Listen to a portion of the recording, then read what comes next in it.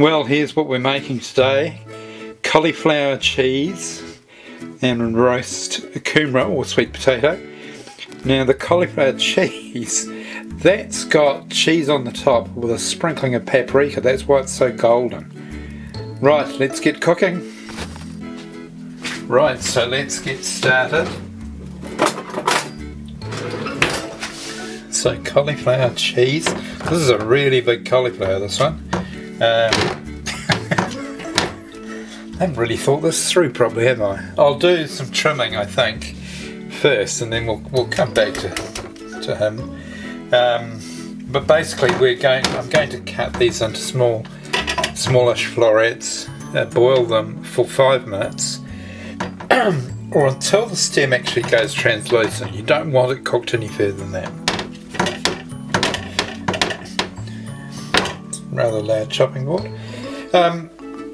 And then we've got this sweet potato, which we're going to do the same way as we did the roasted potatoes. We're going to boil them for 5 minutes and then we're going to roast them. Now these will cook a lot quicker, and you want a slightly lower heat too, because they will brown and burn if you don't watch it. So I'm going to trim up this cauliflower for the cauliflower cheese. Now what else I was going to tell you is I've got these containers here. I probably won't use that one, but these are readily available. You can get 5 of them, I think, for $2 or $3. They're reusable. When you've got some cauliflower cheese left over, put it in here, put your lid on, and pop it in the freezer for another day. There you go. I'll be back soon after trimming the cauliflower.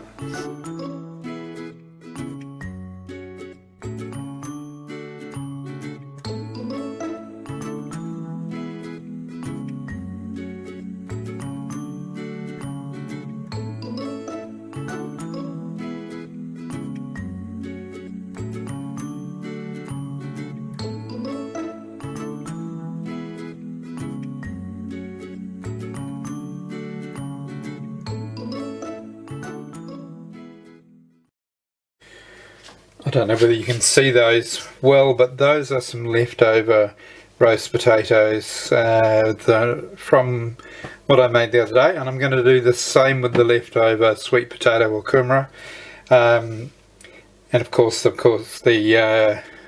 cauliflower is going to end up in one of those plastic containers.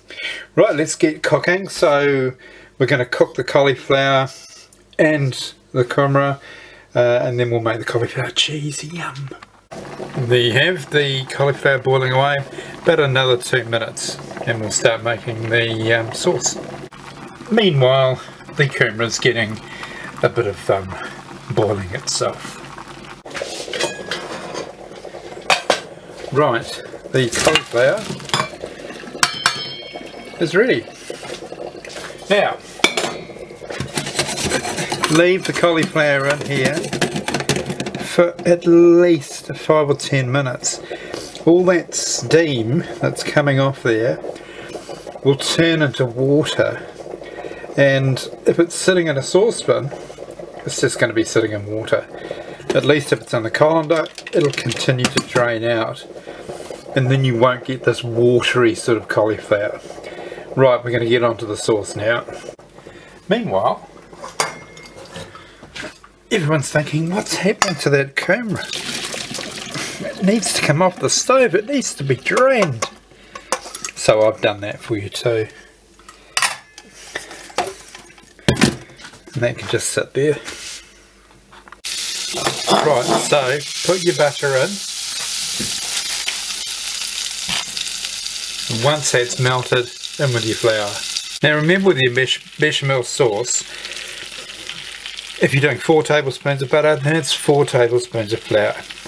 8 tablespoons of butter, 8 tablespoons of flour. Alright, and if you stick to that rule, and always, once the flour is in, 2 minutes cooking, so that the flour cooks and you don't get that floury flavour. Right, so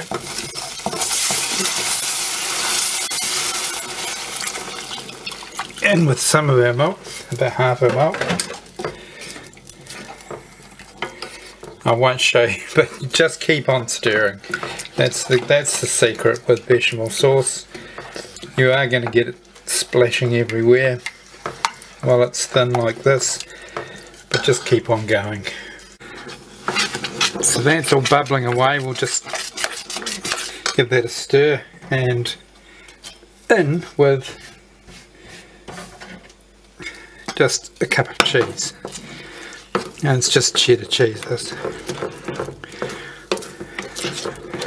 Then we're going to throw the cauliflower from the colander in here, and then I'll transfer it to a baking dish and come back. I'm surprised I haven't actually burned more things. Right, this is the cauliflower cheese. As you can see, there's quite a bit of cheese sauce there.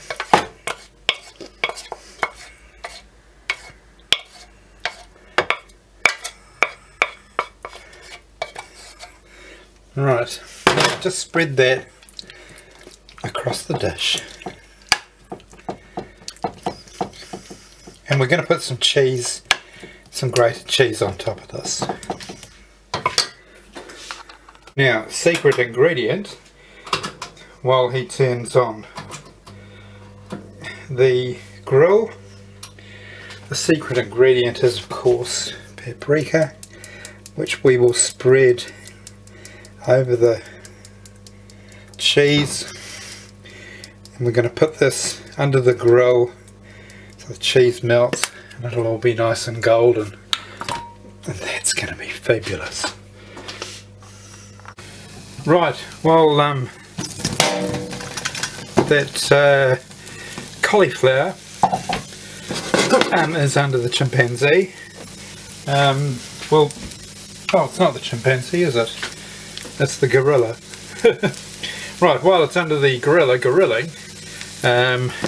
we're going to roast up these sweet potato or kumara in the frying pan.